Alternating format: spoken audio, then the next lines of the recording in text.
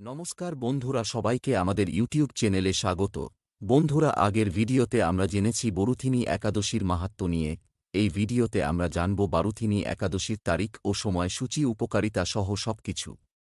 বরুথিনী একাদশী, যা ২৪ এপ্রিল বৃহস্পতিবার পালিত হবে। এই একাদশী বিষ্ণুভক্তদের জন্য অত্যন্ত গুরুত্বপূর্ণ, কারণ এটি পাপ থেকে মুক্তি, সৌভাগ্য বৃদ্ধি এবং আত্মিক উন্নতির জন্য পরিচিত। বরুথিনী একাদশী তারিখ ও সময়সূচি। বরুথিনী একাদশী তারিখ ও সময়সূচি। একাদশী তিথি শুরু ২৩ এপ্রিল সন্ধ্যা ৪টা ৪৩ মিনিটে। একাদশী তিথি শেষ ২৪ এপ্রিল দুপুর ২টা ৩২ মিনিটে।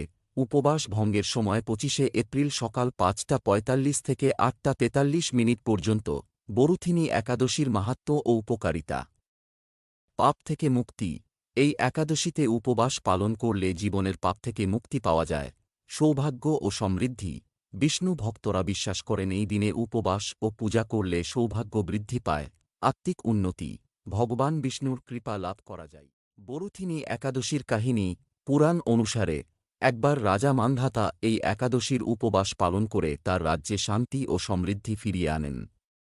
এই কাহিনী থেকে বোঝা যায় বরুথিনী একাদশীর উপবাস কতটা ফলপ্রসূ হতে পারে। উপবাস ও পূজা পদ্ধতি। ১.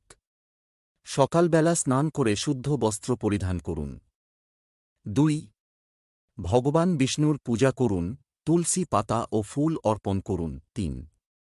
একাদশী উপবাস পালন করুন, ফল, দুধ এবং নিরামিষ খাবার গ্রহণ করুন। ৪. ভগবদ্গীতা পাঠ বা বিষ্ণুর নাম জপ করুন। ৫. পরাণ, পরবর্তী দিন নির্দিষ্ট সময়ের মধ্যে উপবাস ভঙ্গ করুন। বরুথিনী একাদশীর মাহাত্ম্য ও উপকারিতা। পাপ থেকে মুক্তি। এই একাদশীতে উপবাস পালন করলে জীবনের পাপ থেকে মুক্তি পাওয়া যায়, সৌভাগ্য ও সমৃদ্ধি। বিষ্ণু ভক্তরা বিশ্বাস করেন এই দিনে উপবাস ও পূজা করলে সৌভাগ্য বৃদ্ধি পায়, আত্মিক উন্নতি, ভগবান বিষ্ণুর কৃপা লাভের জন্য এই একাদশী অত্যন্ত গুরুত্বপূর্ণ।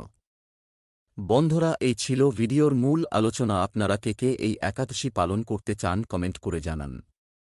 আর এমন সব তথ্যের জন্য আমাদের ইউটিউব চ্যানেলের সাথে থাকুন। নমস্কার সবাইকে। জয় শ্রী বিষ্ণু।